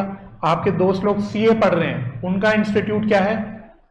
ICAI, institute of chartered accountants of India. ठीक है, अब हाईकोर्ट ने बोल दिया भाई institute of cost accountants of India ICAI नहीं यूज कर सकते। ठीक है, अब ICAI सिर्फ चार्टर्ड अकाउंटेंट्स यूज कर सकते हैं, तो institute of cost accountants of India में कॉस्ट अकाउंटेंट्स आ गए। तो इन सब इंस्टीट्यूट्स ने अपने कुछ स्टैंडर्ड्स बना रखे हैं, ये कुछ गाइडेंस भी निकालते रहते हैं, जो आपकी अगेन अकाउंटिंग करने में, फाइनेंशियल स्टेटमेंट्स बनाने में मदद करते हैं। उदाहरण देता हूं, अकाउंटिंग स्टैंडर्ड तो आपने सुना होगा, है ना। 12वीं में हम कैश फ्लो स्टेटमेंट पढ़ते थे, याद है? उसका अकाउंटिंग स्टैंडर्ड क्या होता था? हम बोलते थे कि accounting standard number so and so, कुछ याद है? 3 AS3 होता था। आप कभी आप सिलेबस में भी देखोगे तो cash flow statement as per accounting standard 3 revised ऐसे करके लिखा होता है ना। तो कैश फ्लो स्टेटमेंट आप फॉर्मेट पढ़ते थे, पूरा फॉर्मेट पढ़ते थे कि भाई ये ऑपरेटिंग एक्टिविटी होती है, फाइनेंसिंग एक्टिविटी होती है, इन्वेस्टिंग एक्टिविटी होती है, इसमें ये चीजें आती है, कैश एंड कैश इक्विवेलेंट में ये चीजें हम लेते हैं। ये सारी चीजें कहाँ लिखी है? किसी कानून में थोड़ी लिखी है, किसी एक्ट में नहीं लिखी, लॉ में नहीं लिखी, ये अकाउंटिंग स्टैंडर्ड में लिखी है। इसी प्रकार से बहुत सारे ऐसे अकाउंटिंग स्टैंडर्ड्स हैं। हम गुडविल पढ़ते थे, गुडविल का चैप्टर पढ़ते थे, उसमें हम लोग जो भी अकाउंटिंग करते थे वो एज पर AS 26 करते थे, अकाउंटिंग स्टैंडर्ड नंबर 26। इस प्रकार से बहुत सारे अकाउंटिंग स्टैंडर्ड्स हैं। और मजे की बात यह है, आप तो कॉस्ट अकाउंटिंग स्टैंडर्ड्स भी पढ़ोगे, आप कॉस्ट अकाउंटिंग स्टैंडर्ड्स भी पढ़ोगे, और नहीं पढ़ते सीए तो पूछना, मैं फाइनल तक कर चुका, हमने जिंदगी में कभी कॉस्ट अकाउंटिंग स्टैंडर्ड नहीं पढ़े, बट आप कॉस्ट अकाउंटिंग स्टैंडर्ड भी पढ़ोगे। यानी institute of cost accountants of India ने भी अपनी कॉस्ट अकाउंटिंग यानी अपने प्रोफेशन के लिए कुछ कॉस्ट अकाउंटिंग स्टैंडर्ड्स निकाल रखे हैं। ठीक है, तो ये सारी चीजें भी आपके मिलके क्या बन जाती हैं? इंस्टीट्यूशनल फ्रेमवर्क्स, क्योंकि अल्टीमेटली ये भी आपके अकाउंटिंग करने में आपको मदद कर रही है, आपकी फाइनेंशियल स्टेटमेंट्स बनाने में आपकी मदद कर रही है। मैंने बोला ना, cash flow statement part of financial statements होता है। और कैश फ्लो स्टेटमेंट बनता कैसे है? वो कंपनीज एक्ट के अंदर थोड़ी लिखा हुआ है, वो अकाउंटिंग स्टैंडर्ड नंबर 3 में लिखा हुआ है। बात समझ में आ गई? तो समझ रहे हो ना? देखो हम इसलिए हम कैसे तरह तरह के फ्रेमवर्क्स पढ़ रहे हैं जो मिलके जुड़ के हमें अकाउंटिंग करने में मदद कर रहे हैं। बात समझ में आ गई? अच्छा, ऊपर मैंने अब आपको जगह क्यों छुड़वाई, मन में सवाल आ रहा है? तो यहां पे कुछ एक्स्ट्रा ज्ञान की बात लिखवाने के लिए जगह छुड़वाई, जो आपके मटेरियल में ही दे रखा है, तो मेरे को लगता है कि ये आ सकता है आपके क्वेश्चंस में, इसलिए मैं आपको लिखवा दे रहा हूं। ये है रिलेटिंग टू अकाउंटिंग स्टैंडर्ड्स, ठीक है?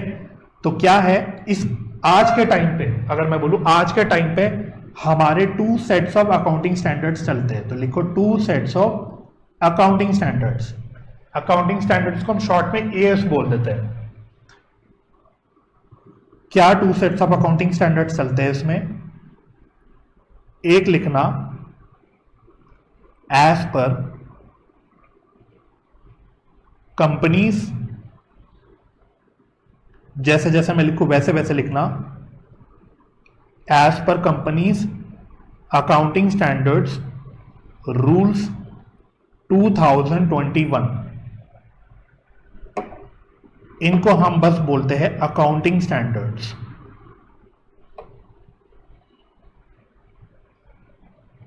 As, as. और दूसरा जो सेट ऑफ अकाउंटिंग स्टैंडर्ड है ये है as per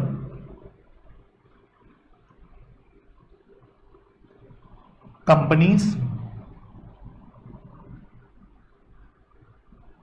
accounting standards rules 2015। As per companies accounting standard rules 2015। ये कहीं ना कहीं नए वाले तरह के अकाउंटिंग स्टैंडर्ड्स हैं, इनको हम बोलते हैं इंडियन अकाउंटिंग स्टैंडर्ड्स, जिसको शॉर्ट में हम बोलते हैं Ind AS. Ind AS, Ind AS.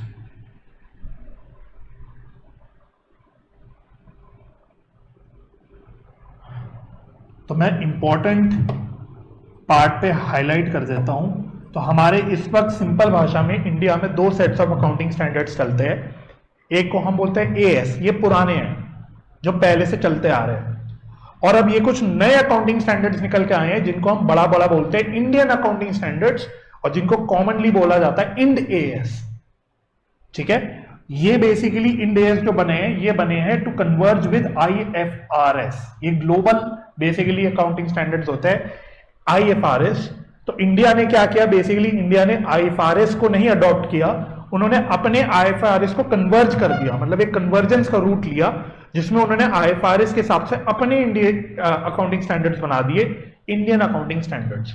ठीक है? हालांकि इतना डीप में कोई मुझे नहीं लगता आपसे पूछेगा, लेकिन बस आपको जानकारी के लिए बता रहा हूं। तो बड़ी बड़ी इंडिया में कंपनीज है, जैसे रिलायंस इंडस्ट्रीज हैं, एचडीएफसीज है, इन्फोसिस है, टीसीएस है, बड़ी बड़ी जैसे फॉर एग्जांपल लिस्टेड कंपनीज जिनको हम बोलते हैं, they have to follow Ind AS. वो अपनी अकाउंटिंग करते हैं एज पर इंड एएस। जबकि जो छोटी छोटी कंपनीज है ना, जो छोटे लेवल पे काम करती है, स्मॉल कंपनीज हैं, वो एज पर एएस अपनी अकाउंटिंग करती है। तो एएस पुराने हैं, सालों से जो चल रहे हैं पुराने, है ना? जैसे मैंने एएस 3 बोला तो वो इसका पार्ट है, इसका पार्ट। ठीक है? इंडियन अकाउंटिंग स्टैंडर्ड में एएस 3 नहीं है कैश फ्लो स्टेटमेंट, वहां पे इंड एएस 7 है। ठीक है? तो इसी प्रकार से एएस 26 में आपके गुडविल और अदर इंटेंजिबल एसेट्स आ जाते हैं, लेकिन वहां पे दूसरा है, इंड एएस 38 है। जस्ट एग्जांपल दे रहा हूं। तो 2 सेट्स ऑफ अकाउंटिंग स्टैंडर्ड्स हमारे देश में इस वक्त चल रहे हैं। कौन से? एक को हमने सिंपली बोल दिया अकाउंटिंग स्टैंडर्ड्स एएस, दूसरे को हमने क्या बोल दिया, Indian accounting standards Ind AS. ठीक है? This is just for your knowledge. आपको अंदर से ऑफकोर्स कोई नहीं पूछने वाला कि ये क्या है। और ये जो अकाउंटिंग स्टैंडर्ड्स है, मेरे नीचे थोड़ी जगह कम पड़ रही है तो मैं साइड में लिख रहा हूं। आपके नीचे जगह है थोड़ी, 1-2 लाइन की और, तो आप नीचे करके लिख लेना, मैं यहां पे लिख रहा हूं। ये अकाउंटिंग स्टैंडर्ड्स बेसिकली क्या करते हैं, ये लिखो इसमें, दे ensure comparability and consistency in accounting information.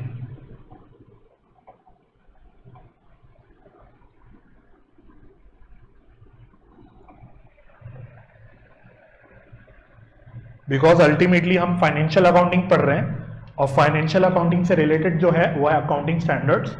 तो आपका बेसिकली अकाउंटिंग स्टैंडर्ड्स का क्या रोल है, ये इंश्योर करते हैं कि भाई सारी कंपनी सारे बिजनेसेस जो अपनी फाइनेंशियल स्टेटमेंट बनाए वो कंपेरेबल रहे और कंसिस्टेंट रहे, ठीक है। और इसलिए हमने ये भी तो लिखा था, याद है ऊपर हमने क्या लिखा था कॉन्सेप्चुअल फ्रेमवर्क में, एक छोटी सी लाइन लिखवाई थी, they help in development of institutional framework. तो ऐसे लिंक हो रही है बात, देखना लिखी थी एक ऐसी लाइन हमने, they help in conceptual framework help in development of institutional framework, लिखी थी ऐसी लाइन, है ना।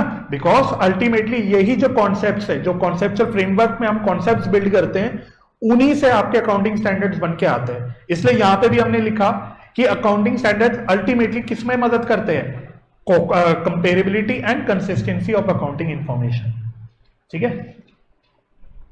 चलो, तो इंस्टीट्यूशनल फ्रेमवर्क क्लियर हो गया। तो जब लीगल फ्रेमवर्क बोलेंगे तो आपके मन में एक्ट आना चाहिए, Indian partnership act, companies act वगैरह वगैरह, लॉ। और जब इंस्टीट्यूशनल फ्रेमवर्क बोलूं तो आपके मन में क्या आना चाहिए, institute of cost accountants of India, institute of chartered accountants of India. ICI ने अकाउंटिंग स्टैंडर्ड्स रिलीज कर रखे हैं। इसके अलावा आईसीआई कई सारी गाइडेंस नोट भी निकालती है कि इसकी अकाउंटिंग आपको कैसे करनी चाहिए। इसी प्रकार से आपके कॉस्ट अकाउंटिंग के लिए कौन से स्टैंडर्ड्स बनते हैं, कॉस्ट अकाउंटिंग स्टैंडर्ड्स। कितने कॉस्ट अकाउंटिंग स्टैंडर्ड्स हैं इस वक्त, कितने कॉस्ट अकाउंटिंग स्टैंडर्ड्स हैं, 24 लिखा है, 24 कॉस्ट अकाउंटिंग स्टैंडर्ड्स। एमसीक्यू में पूछा जा सकता है तो आपको पता होने चाहिए कितने कॉस्ट अकाउंटिंग स्टैंडर्ड्स हैं, 24, ठीक है, क्लियर। चलो लास्ट बताओ कौन सा रह गया, regulatory framework.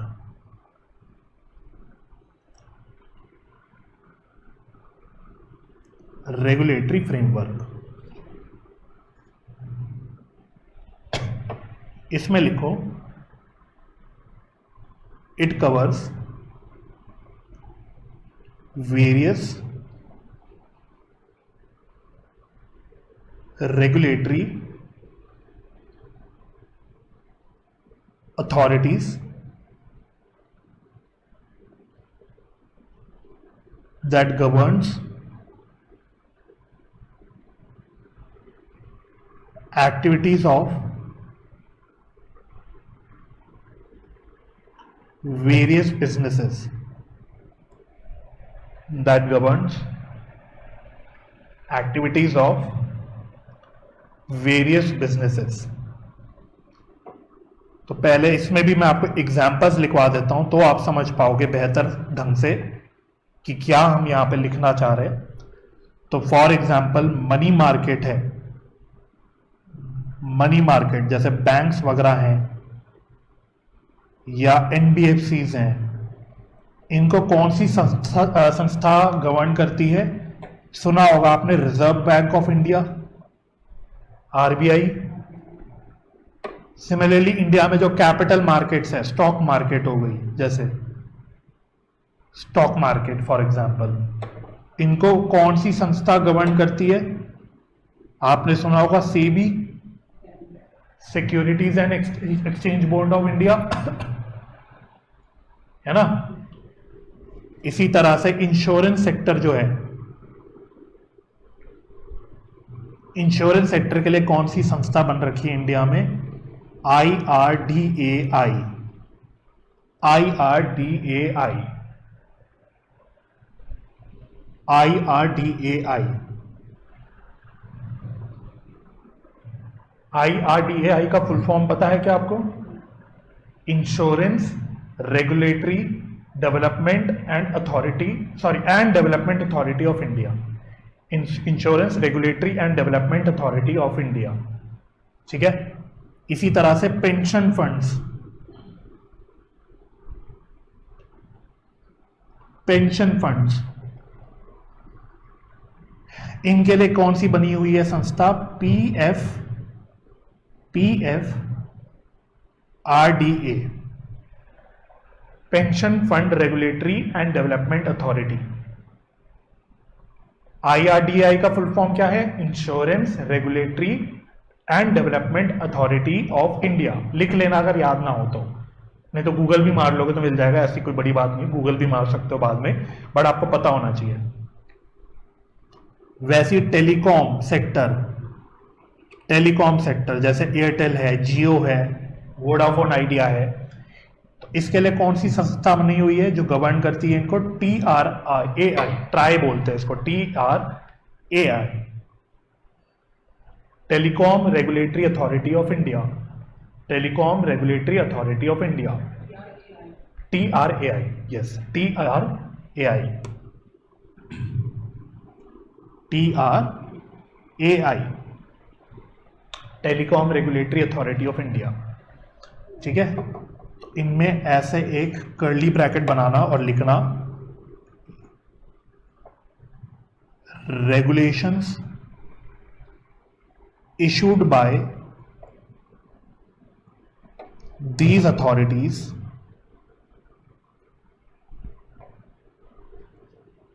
affect the accounting and financial reporting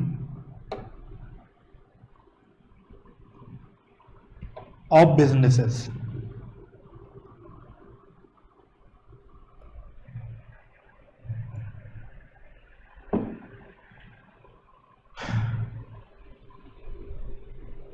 example लिख सकते हैं इसमें, छोटा सा example, NPA reporting by banks as per RBI norms, NPA reporting by banks as per RBI norms.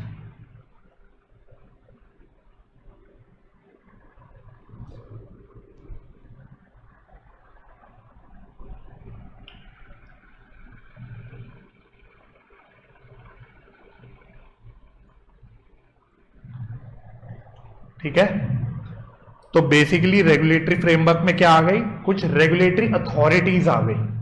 तो रेगुलेटरी अथॉरिटीज भी बख्शती नहीं, वो भी कुछ कुछ अपने निकाल देती है गाइडलाइंस, नॉर्म्स वगैरह वगैरह, रूल्स, जो बेसिकली अकाउंटिंग को इफेक्ट करता है। ठीक है, तो मैंने आपको बस एग्जांपल्स लिखवाए तरह तरह की कि भाई बैंक्स और मनी मार्केट के लिए RBI है, कैपिटल मार्केट्स के लिए क्या है?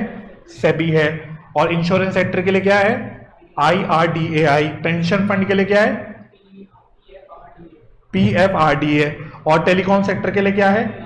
TRAI। तो ये सारी अलग अलग अथॉरिटीज है जो अलग अलग सेक्टर को गवर्न कर रही है। तो ये भी अपनी कुछ नॉर्म्स, कुछ नियम बनाती है जो आपके फाइनेंशियल अकाउंटिंग को, रिपोर्टिंग को, फाइनेंशियल स्टेटमेंट्स को इफेक्ट करती है।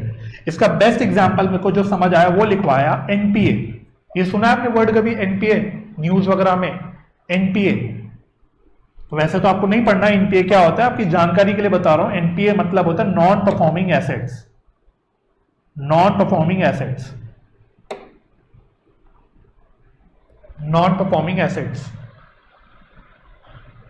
तो बैंक्स का क्या काम होता है? बैंक्स का मेन काम क्या होता है? लोन देना, तरह तरह के लोन देना, होम लोन देना, बिजनेस लोन देना, कार लोन देना, एक्सेट्रा, है ना। तो लोन देती है बैंक्स। अब जरूरी थोड़ी कि बैंक्स ने, बड़े बड़े बैंक से जितने भी लोन दिए उतने सारे लोन उसे वापस मिल जाएंगे, कुछ लोन्स पे डिफॉल्ट हो जाएगा। तो जब लोन्स पे डिफॉल्ट हो जाता है, जब बैंक्स कहती है कि अब हमें ये लोन वापस नहीं मिलने वाला, तो वो उसको एज नॉन परफॉर्मिंग एसेट दिखा देती है, NPA। तो NPA एक नुकसान है बेसिकली बैंक्स के लिए, जो हम बैड डेट्स बोलते हैं ना, फॉर एग्जांपल बैड डेट्स। तो बैंक्स के लिए नॉन परफॉर्मिंग एसेट एक बैड डेट्स है। एसेट क्यों वर्ड यूज किया हुआ है यहां पे, नॉन परफॉर्मिंग एसेट? क्योंकि बैंक जो लोन दे रही है वो उनके लिए एसेट है, क्योंकि उसके अगेंस्ट उन्हें कुछ वापस मिलने वाला है ना। तो बैंक्स का पॉइंट ऑफ व्यू से वो एसेट है, इसलिए वो उसको नॉन परफॉर्मिंग एसेट बोल देती है। तो बैंक्स को अपनी फाइनेंशियल स्टेटमेंट में NPAs की रिपोर्टिंग करनी होती है कि भाई हमारी कितनी NPAs हैं। और वो रिपोर्टिंग कैसे करती है? ऐसा तो है नहीं ना अपने मन से, कोई हर बैंक अपने मन से डिसाइड कर ले कि ये NPA है ना, ICICI बैंक बोले ये NPA, HDFC बैंक बोले ये NPA। आर्बिट्रीली मतलब रैंडमली नहीं कर सकते। उसके लिए RBI ने कुछ नॉर्म्स निकाल रखे हैं कि भाई NPAs कब आप दिखाओगे, है ना। तो ये सारी जो रिपोर्टिंग है, वो जो एनपीए की रिपोर्टिंग कर रही है बैंक, वो कर रही है एज पर आरबीआई। तो बेसिकली मैं आपसे बस इतना कहना चाह रहा हूं कि जितनी भी अथॉरिटीज मैंने आपको बताई, एग्जांपल्स लिखवाए, सब कुछ ना कुछ रेगुलेशंस निकालती है, गाइडलाइंस निकालती है, कुछ नियम निकालती है, जो अल्टीमेटली हमारी फाइनेंशियल स्टेटमेंट्स को, फाइनेंशियल रिपोर्टिंग को, अकाउंटिंग को अफेक्ट करती है। ठीक है, तो आपके लॉज भी हैं, हमने बोला लीगल फ्रेमवर्क में लॉज हैं ऐसे जो फाइनेंशियल अकाउंटिंग को और फाइनेंशियल स्टेटमेंट्स को अफेक्ट कर रही है। हमने बोला कई सारी ऐसी इंस्टीट्यूशंस हैं जैसे आईसीआई जो आपके अकाउंटिंग और फाइनेंशियल स्टेटमेंट्स को अफेक्ट कर रहे हैं। इसके अलावा कई सारे आपके रेगुलेटरी अथॉरिटीज हैं जो आपके फाइनेंशियल स्टेटमेंट्स एंड अकाउंटिंग को अफेक्ट कर रहे हैं। ठीक है, तो ये सब मिलके आपके क्या बन गए? फ्रेमवर्क्स। क्या क्या फ्रेमवर्क्स पढ़ लिया हमने? कॉन्सेप्चुअल फ्रेमवर्क्स, फिर लीगल फ्रेमवर्क, फिर इंस्टीट्यूशनल फ्रेमवर्क और फिर रेगुलेटरी फ्रेमवर्क। तो चारों फ्रेमवर्क क्लियर हो गए। तो आज आफ्टर द क्लास घर जाके नेक्स्ट क्लास से पहले अच्छे से रीड करना। ठीक है, ओके। लास्ट एक छोटा सा टॉपिक बच गया आपका, बस वो खत्म कर लेते तो हमारा ये चैप्टर ही खत्म हो जाएगा। ठीक है, लास्ट एक छोटा सा बस टॉपिक बच गया, ज्यादा मुश्किल कुछ नहीं है। मुश्किल तो कुछ अभी तक लगा नहीं, सिंपल है सब। तो लास्ट टॉपिक डाल दो, फॉर्म्स ऑफ ऑर्गेनाइजेशन। छोटा सा टॉपिक है, तो आपका पूरा ये डिस्कशन खत्म हो जाएगा। फॉर्म्स ऑफ ऑर्गेनाइजेशन, इसमें लिखो एरो डाल के, forms of organisation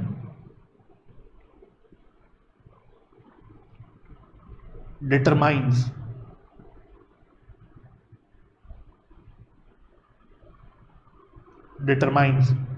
the books to be kept, modes of maintenance of accounts,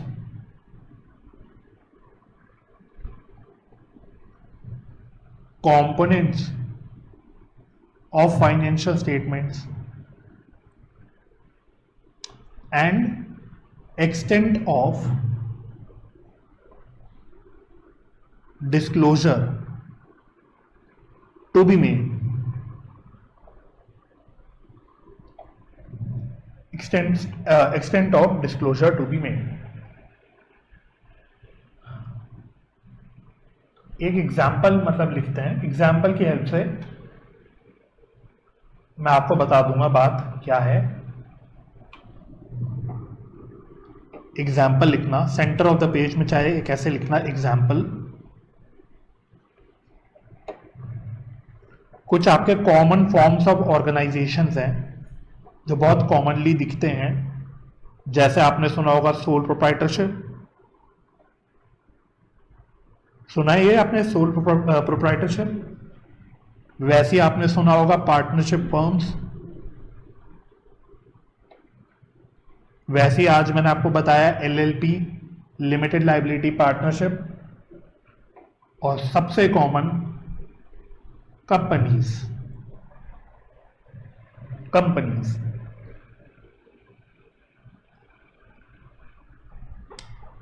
तो हर फॉर्म ऑफ ऑर्गेनाइजेशन को अपने बुक्स अलग ढंग से मेंटेन करने होते हैं, अपने अलग अलग फाइनेंशियल स्टेटमेंट्स बनाने होते हैं। जैसे सोल प्रोप्राइटरशिप, 11th क्लास में आप फाइनल अकाउंट्स पढ़ते थे, तो कुछ याद है फाइनल अकाउंट्स में आप क्या क्या बनाते थे? Trading account, profit and loss account, ये सब बनाते थे, है ना। तो सोल प्रोप्राइटरशिप में पहले तो कोई सोल प्रोप्राइटरशिप के लिए कोई स्पेसिफिक लॉ तो नहीं है, नो स्पेसिफिक लॉ। जैसे पार्टनरशिप में मैंने बोला था इंडियन पार्टनरशिप एक्ट, कंपनीज में मैंने बोला था कंपनीज एक्ट, एलएलपी में मैंने बोला था एलएलपी एक्ट। लेकिन सोल प्रोप्राइटरशिप के लिए कोई डायरेक्टली गवर्निंग एक्ट नहीं है। हालांकि कुछ और एक्ट्स हो सकते हैं जो इनडायरेक्टली इफेक्ट करते हैं, जैसे कि कॉन्ट्रैक्ट एक्ट। आप पढ़ रहे हो कॉन्ट्रैक्ट एक्ट, तो एक सोल प्रोप्राइटरशिप भी कॉन्ट्रैक्ट में एंटर कर सकता है ना। तो उनके लिए कॉन्ट्रैक्ट एक्ट एक इनडायरेक्टली उन पे इफेक्ट तो डालता है। वैसे ही इनकम टैक्स एक्ट भी इनडायरेक्टली इफेक्ट करता है सोल प्रोप्राइटरशिप को। है ना, लेकिन उनका कोई स्पेसिफिक अपना कोई एक्ट नहीं है। लेकिन पार्टनरशिप फॉर्म्स की बात करें तो हमने बोला था भाई पार्टनरशिप्स के केस में तो इंडियन पार्टनरशिप एक्ट 1932 है, इंडियन पार्टनरशिप एक्ट 1932 है। और इसके अलावा ये सारे एक्ट भी इनको भी इफेक्ट करते हैं, जैसे कॉन्ट्रैक्ट एक्ट हो गया या फिर इनकम टैक्स एक्ट हो गया। ये तो एक कॉमन एक्ट्स हैं, सबके लिए अप्लाई होते हैं, है ना। तो चाहे सोल प्रोप्राइटरशिप हो, चाहे पार्टनरशिप फर्म्स हो, चाहे एलएलपी हो, चाहे कंपनीज हो, सब अगर कॉन्ट्रैक्ट में एंटर करेंगी तो एज पर कॉन्ट्रैक्ट एक्ट होगा। सब अगर इनकम टैक्स की रिपोर्टिंग करेंगे, रिटर्न्स फाइल करेंगे, इनकम टैक्स की कैलकुलेशंस करेंगे तो वो करेंगे as per income tax act, है ना। अच्छा, एलएलपी के लिए कौन सा एक्ट बताया था मैंने, देखो जरा लिखवाया था, एलएलपी के लिए कौन सा एक्ट था,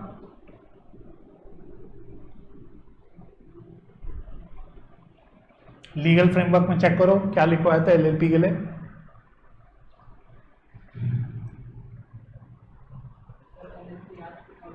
राइट, ठीक है, याद रखना अब आपको ये एलएलपी एक्ट 2008, एलएलपी एक्ट 2008। और कंपनीज के लिए कौन सा एक्ट है, ये तो आपके टिप्स में रहना चाहिए, वेरी गुड, कंपनीज एक्ट 2013। तो भाई डिपेंडिंग ऑन मैं किस फॉर्म ऑफ ऑर्गेनाइजेशन में बिजनेस कर रहा हूं, मेरे लिए अलग अलग टाइप ऑफ एक्ट अप्लाई हो जाएंगे, ठीक है। अच्छा, इसके अलावा बताओ सोल प्रोप्राइटरशिप क्या क्या फाइनल अकाउंट्स बनाती हैं, तो लिखो इसमें, ये बनाते हैं एक मैन्युफैक्चरिंग अकाउंट,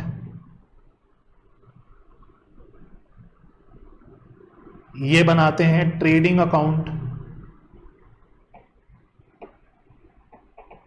ये बनाते हैं प्रॉफिट एंड लॉस अकाउंट, ये बनाते हैं बैलेंस शीट,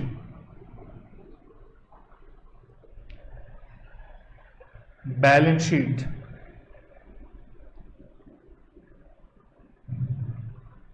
तो trading account, profit and loss account, balance sheet, ये तीन तो आपने शायद सुने हुए होंगे। मैन्युफैक्चरिंग अकाउंट कभी सुना है, पहली बार सुन रहे हो, है ना। तो मैन्युफैक्चरिंग अकाउंट आपको 11वीं 12वीं में नहीं बताया जाता था, लेकिन वो सारी बिजनेसेस, अगर मैं प्रोप्राइटरशिप की बात करूं तो वो सारी सोल प्रोप्राइटरशिप फर्म्स जो मैन्युफैक्चरिंग में इन्वॉल्व है, जो अपना माल खुद ही मैन्युफैक्चर करती है और आगे बेचती है, उन ट्रेडिंग अकाउंट से पहले एक और अकाउंट बनाते हैं, मैन्युफैक्चरिंग अकाउंट, ठीक है। चलो, सिमिलरली अब पार्टनरशिप फर्म्स की फाइनल अकाउंट्स क्या होती हैं, ये क्या क्या फाइनेंशियल स्टेटमेंट्स बनाते हैं, तो ये भी मैन्युफैक्चरिंग अकाउंट बनाते हैं अगर ये मैन्युफैक्चरिंग में इन्वॉल्व हैं, तो ये भी ट्रेडिंग अकाउंट बनाते हैं नॉर्मली, ये भी प्रॉफिट एंड लॉस अकाउंट बनाते हैं, है ना। और एक लाइन छोड़ के लिखना, ये भी बैलेंस शीट बनाते हैं। तो यहां तो सब सेम, सब सेम, लेकिन पार्टनरशिप फर्म्स, लेकिन ये पार्टनरशिप फर्म्स जो हैं, ये एक नया अकाउंट और बनाती हैं, जो आपने 12वीं में भी पढ़ा था, याद है 12th में पार्टनरशिप फंडामेंटल्स का एक चैप्टर होता था,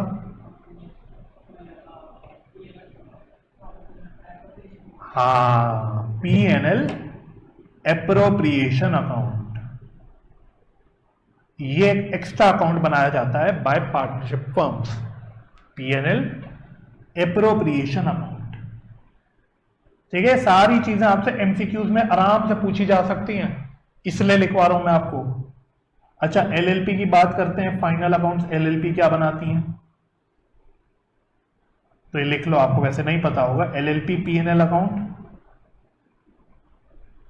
एलएलपी बैलेंस शीट, बस।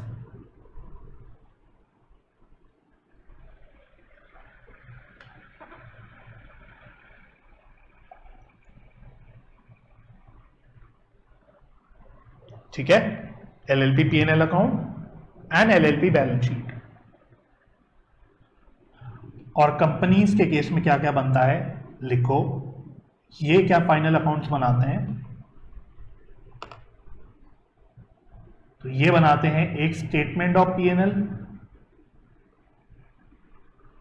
स्टेटमेंट ऑफ पीएनएल, ये भी बनाते हैं बैलेंस शीट, पढ़ा है आपने सब 12वीं में भी, statement of profit and loss and balance sheet. इसके अलावा मैंने बोला कैश फ्लो स्टेटमेंट कंपनीज बनाती हैं, कैश फ्लो स्टेटमेंट।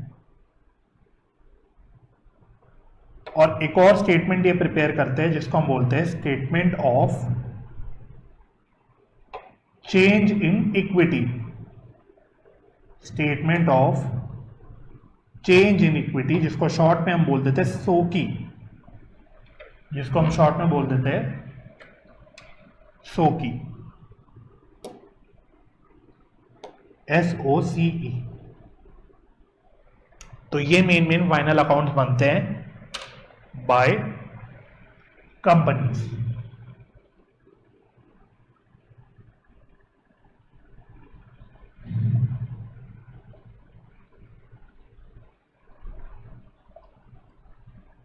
ठीक है जी,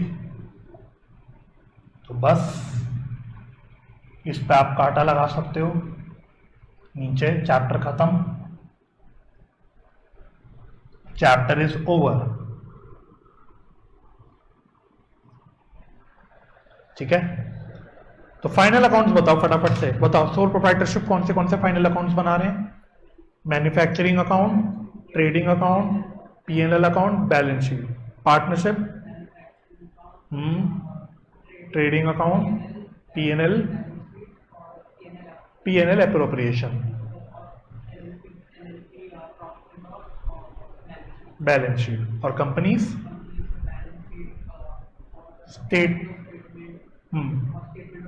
statement of PNL, statement of change in equity, सोकी। ठीक है, तो ये सारी चीजें पूछी जा सकती है। तो आज आपको अच्छे से हमारा ये जो हमने पूरा पिछली क्लास में और आज जो पढ़ा उसको अच्छे से रिवाइज करना है। ठीक है, नेक्स्ट क्लास में हम कुछ नया स्टार्ट करेंगे।